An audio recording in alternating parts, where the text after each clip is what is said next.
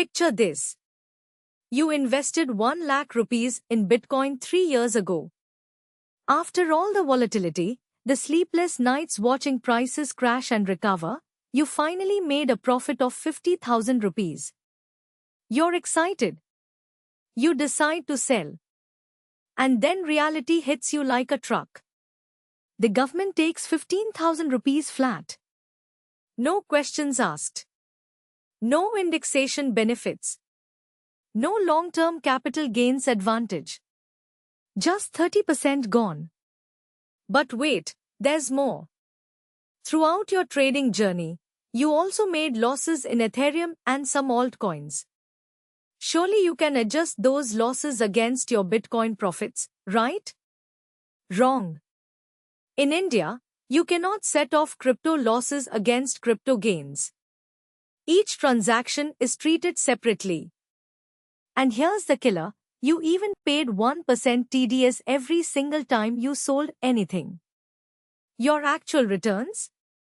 Nowhere close to what you imagined. This is the brutal, unfiltered truth about cryptocurrency investing in India that most YouTube videos won't tell you.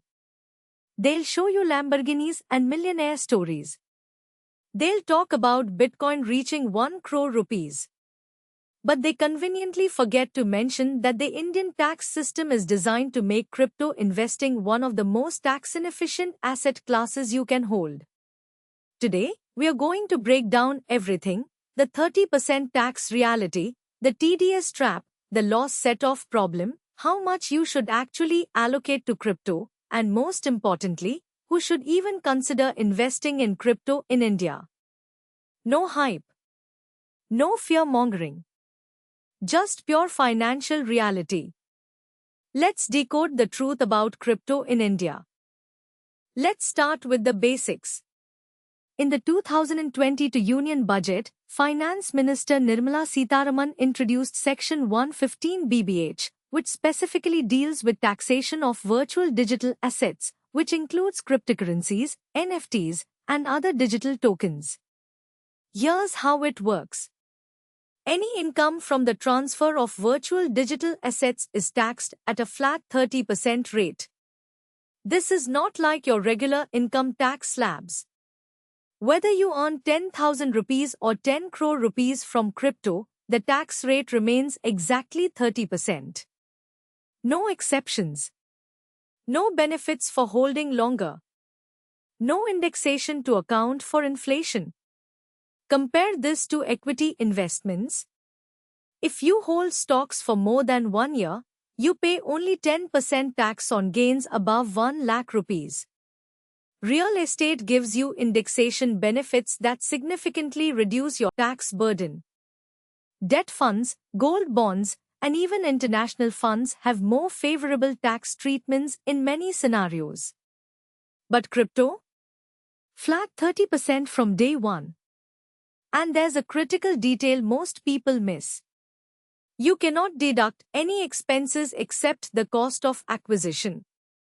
That means if you paid transaction fees, platform charges, or any other costs related to your crypto activity, too bad. You cannot deduct them from your taxable income.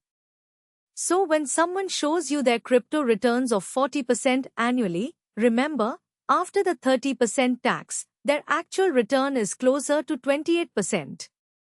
And we haven't even discussed TDS yet. This fundamental tax structure makes crypto one of the harshest taxed asset classes in India. The government's message is crystal clear: they're not banning crypto, but they're certainly not encouraging it either. Now let's talk about something that confuses almost every crypto investor: the 1% TDS, which stands for tax deducted at source under Section 194S. Here's how it works. Every time you sell or transfer cryptocurrency on any Indian exchange, 1% of the entire transaction value is deducted as TDS. Not 1% of your profit. 1% of the entire sale amount. Let me show you why this is devastating for active traders.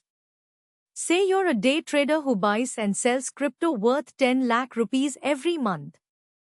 That's 1 crore 20 lakh rupees in annual trading volume. 1% TDS means 1,20,000 rupees deducted throughout the year. Now, imagine you actually made only 50,000 rupees in actual profit for the entire year.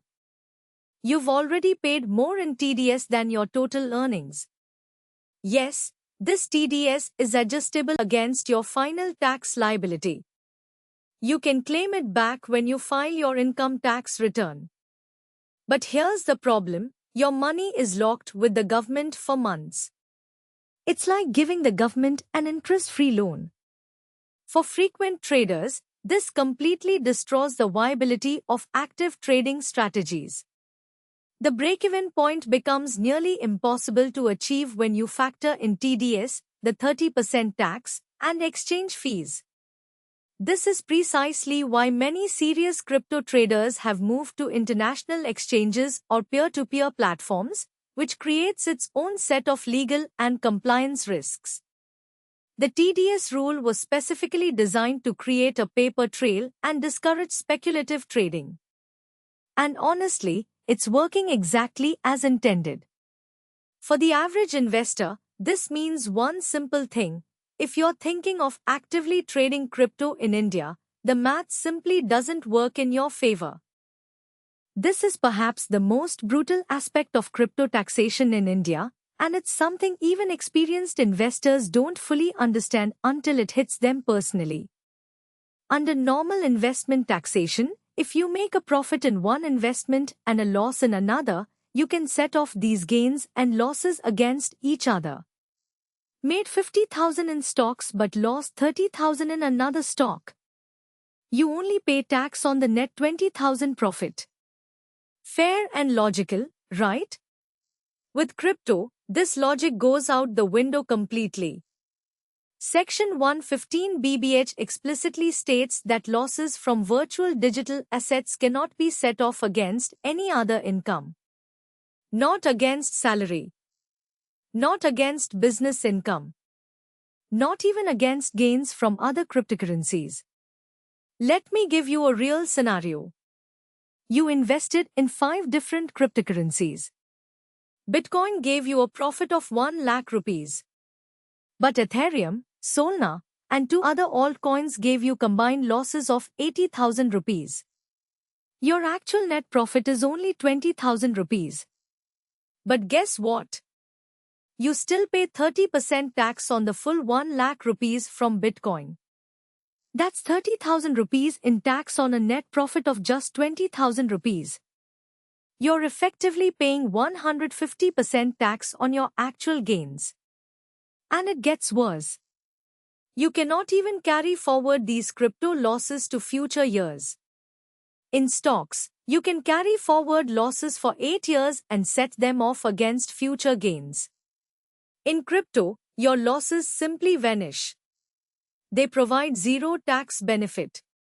This single rule makes diversification within crypto extremely risky from a tax perspective.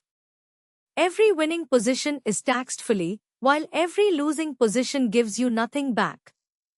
The tax system essentially punishes you for the inherent volatility that makes crypto attractive in the first place.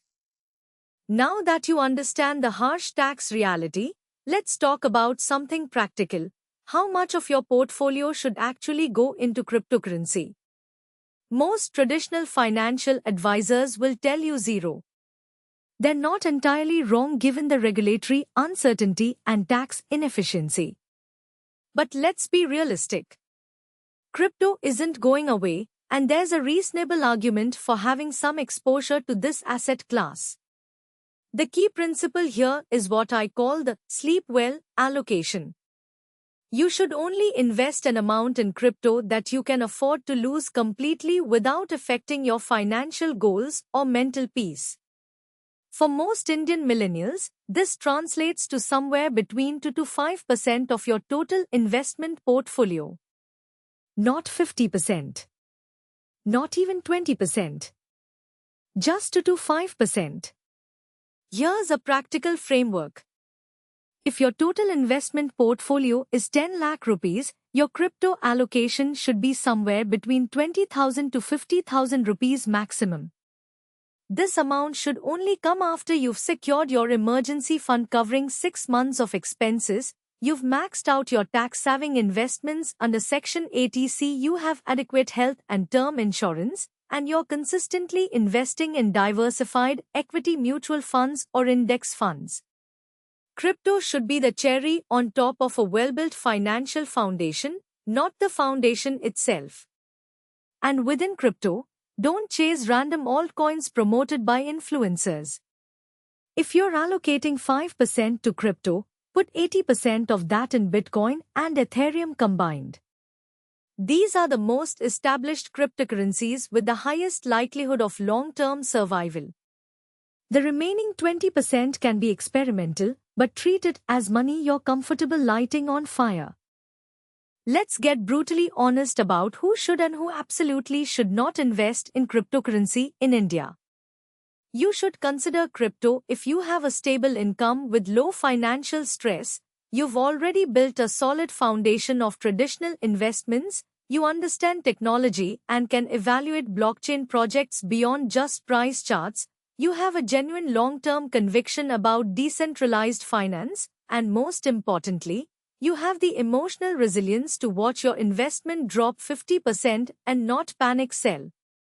You should absolutely stay away from crypto if you're investing borrowed money or using credit cards, you're looking for quick returns to solve immediate financial problems, your emergency fund is incomplete or non-existent, you're investing based on social media tips without understanding the underlying technology, or you cannot afford to lose the money you're planning to invest.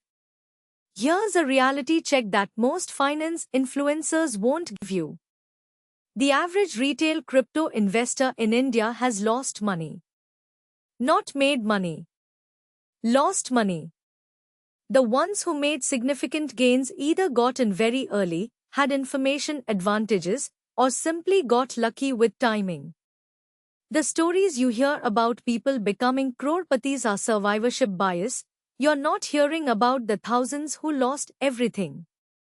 For a 25-year-old earning 50,000 rupees monthly, putting 2,000 rupees into Bitcoin every month as a long-term bet makes sense. It's a small enough amount that won't hurt you if it goes to zero, but meaningful enough to benefit if crypto succeeds over the next decade. But putting your entire savings hoping to get rich quick? That's not investing. That's gambling. And the Indian tax system ensures that even if you win at this gamble, the government takes a massive cut. So here's the ultimate question, given the 30% tax, 1% TDS, no loss set-off, and regulatory uncertainty, is crypto even worth considering for Indian investors? My honest answer is, it depends on your expectations and approach. If you're expecting crypto to make you rich quickly while beating the tax system, you're setting yourself up for disappointment. The math simply doesn't favor short-term speculation in India. The tax structure ensures that frequent trading is a losing game. However, if you approach crypto as a small, speculative allocation within a well-diversified portfolio with a genuine 10 to 15-year time horizon, the calculus changes slightly. Over such long periods, if crypto as an asset class succeeds, the returns could potentially overcome the tax inefficiency. But this requires patience that most people simply don't have. Here's my practical recommendation for Mahayukti Finance viewers. Build your core portfolio with index funds, PPF, and other tax-efficient instruments. Only after reaching a minimum of 10 lakh rupees in traditional investments should you consider adding crypto. When you do, keep it under 5% of your total portfolio. Focus on Bitcoin and Ethereum only. Use Indian exchanges for compliance and peace of mind. Document every transaction meticulously for tax filing. And most importantly, invest only money you're genuinely okay with losing completely. Cryptocurrency represents an interesting technological experiment that might reshape finance over the coming decades. But for Indian investors, the current regulatory environment means it should be treated as a small speculative bet rather than a wealth-building strategy. Don't let social media hype make financial decisions for you. Build wealth systematically, invest sensibly, and let crypto be a small exciting experiment, not your retirement plan. Stay financially wise, stay Mahayukti.